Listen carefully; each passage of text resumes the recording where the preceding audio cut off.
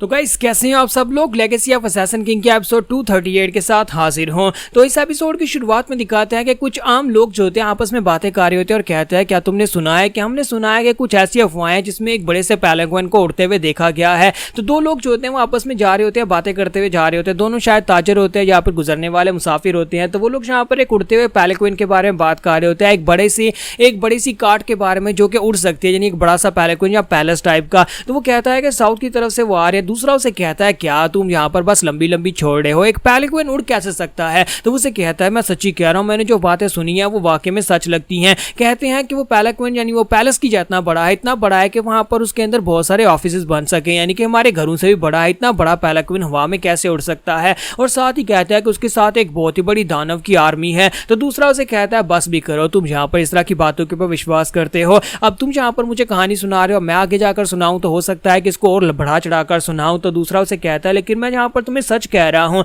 तो पहले वाला उसे कहता है कि हाँ तुम बस यहाँ पर बकवास बातें किए जा रहे हो, इस तरह का कुछ भी नहीं होता, तुम बस यहाँ पर झूठ बोल रहे हो। तो इसी के साथ ही वो लड़का जो उसे कहानी सुना रहा था वो साइड के ऊपर देखता है। तो उसे कहता है कि वो देखो मैंने तुमसे जो कहा था। तो वो कहता है क्या हो गया, तुम यहाँ पर किसकी तरफ दिखा रहे हो। तो वो कहता है वहां पर देखो ना मैं तुम्हें क्या दिखा रहा हूँ। मैंने सुना था कि ये पेलिकन जो है यह अपने रास्ते में आने वाले दरिया, समुद्र, नदियां कुछ भी देख नहीं रहा और बस उड़ जाता है, यानी कि जहाँ पर जमीन का रास्ता हो वहां पर लोग इसे अपने कंधे के ऊपर उठाते हैं और बाकी रास्ते के ऊपर जो खुद हवा में उड़ता है। तो दोनों साइड के ऊपर देखते हैं वहां पर बीच में एक नदी आती है। तो पेलिकन जो होता है हवा में उड़ रहा होता है और वहां पर डीमन गार्ड उस पेलिकन के ऊपर बैठा होता है। तो वो अपनी एनर्जी के साथ उस पेलिकन को उड़ा रहा होता है। तो वो लोग देखते हैं कि पीछे उसकी आर्मी होती है, वहां पर घोड़ों के ऊपर सोल्जर्स होते हैं। 700 सोल्जर्स की ये आर्मी होती है, जिनमें से आधे सोल्जर जिन लोगों ने पेलिकन उठा रखा था वो लोग पैदल होते हैं और बाकी घोड़ों के ऊपर होते हैं। और वो घोड़ों और पैदल सोल्जर्स जो होते हैं वो इसी तरह यहाँ पर नदी के अंदर घुस जाते हैं, यानी कि वो पानी के अंदर उतर जाते हैं। और वहां पर सोल्जर्स जो होते हैं वो एक फॉर्मेशन के अंदर चल रहे होते हैं और फॉर्मेशन के अंदर चलते चलते वो नदी के पानी के अंदर पूरी तरह से डूब जाते हैं।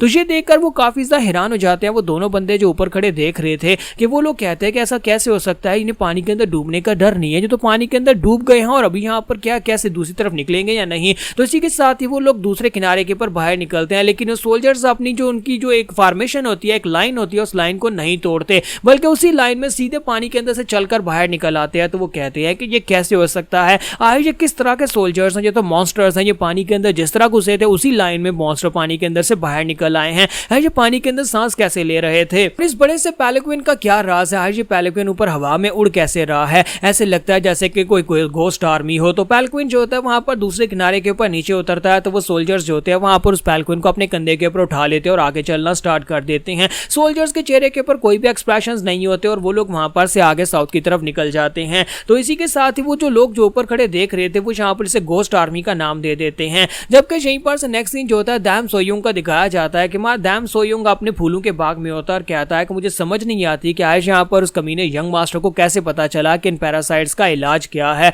उसने यहाँ पर इसका इलाज कैसे ढूंढ लिया। इस ब्लड पैरासाइट का इलाज इस दुनिया में किसी और को नहीं पता था। मेरे अलावा इस दुनिया में सिर्फ एक और इंसान है जो कि इसका इलाज कर पाया था, लेकिन वो मर चुका है। तो डैम सोयुंग जो होता है वो यंग मास्टर ग्वांग जैची से पूछता है कि तुम बताओ क्या तुम्हें लगता है कि डिमोनिक कल्ट के अंदर इन पैरासाइट्स के ऊपर कोई एक्सपेरिमेंट्स किए जाते होंगे। उन लोगों ने पहले से इसका कोई तोड़ निकाल कर रखा होगा, तभी वो लोग यहाँ पर शाओलिन के लोगों की बॉडी के अंदर से पैरासाइट को निकाल पाए हैं। तो ग्वांग जैची से कहता है कि मुझे इस बारे में कुछ भी नहीं पता। तो डैम सोयुंग से कहते हैं तो फिर तुम्हें यहाँ पर यंग लीडर के बारे में तो पता ही होगा, डिमोनिक कल्ट का यंग लीडर, उसने यहाँ पर ब्लड पैरासाइट को कैसे डिटॉक्सिफाई किया, क्या तुम्हें उसके तरीके के बारे में पता है। तो ग्वांग जैची कहता है नहीं सर, मुझे उसके बारे में भी नहीं पता। तो वो कहता है अच्छा ठीक है, लेकिन तुम उसके साथ महीनों तक मिलकर काम करते रहे, क्या तुम्हें इतना भी नहीं पता कि उसकी नेचर क्या है, वो किस तरह का इंसान है, क्या तुम उसके बारे में मुझे कुछ और बता सकते हो। तो ग्वांग जैची कहता है कि सर मैं उसके बारे में सिर्फ इतना बता सकता हूं कि यंग कल्ट लीडर बहुत ज्यादा स्ट्रांग है, उसकी स्ट्रेंथ अनमैचेबल है, इसी वजह से वो काफी ज्यादा स्ट्रॉन्गर है। तो वो हो सकता है कि उसने ब्लड पैरासाइट को रिमूव कर दिया हो।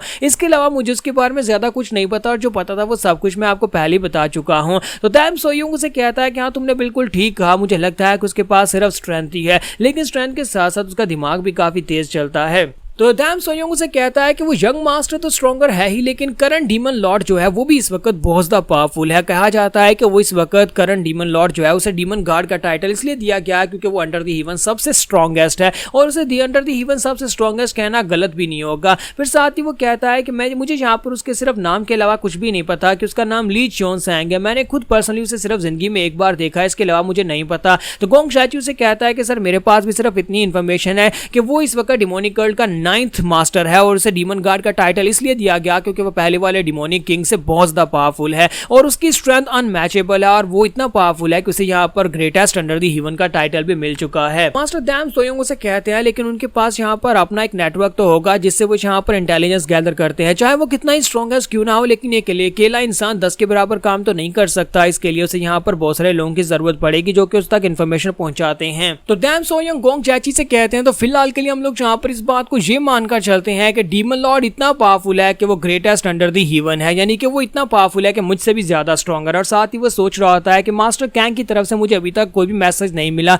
कहीं ऐसा तो नहीं है कि मास्टर कैंग जो उसे असैसिनेट करने के लिए गया था वो फेल हो चुका है। अगर वो उसने मैसेज नहीं भेजा तो इसका मतलब यह है कि वाकई में फेल हो चुका है। सीनियर कैंग की स्टेल्थ टेक्निक इतनी पावरफुल है कि मैं भी यहाँ पर उसे नोटिस नहीं कर सकता अगर मैं ध्यान ना लगाऊं तो। इसका मतलब यह है कि वो वहां पर उनके पैलेस के अंदर घुस गया लेकिन डीमन गार्ड ने फिर भी यहाँ पर उसे देख लिया और उसके बाद उसका मिशन फेल हो गया और वो मर चुका है। तो फिलहाल के लिए मैं ये मानकर चलता हूं कि डीमन गार्ड ने मास्टर कैंग को भी मार डाला है और वो इतना पावरफुल है कि अगर मेरी उसके साथ फाइट होती है तो फाइट में उसे हराना काफी ज्यादा मुश्किल हो जाएगा। तो यहाँ पर हम लोग अपनी एपिसोड 238 का एंड करेंगे और नेक्स्ट एपिसोड में देखेंगे कि डैम सोयोंग अब आगे और कौन सी प्लानिंग करने वाला है और डीमन गार्ड से निमटने का उसके पास क्या फार्मूला होगा।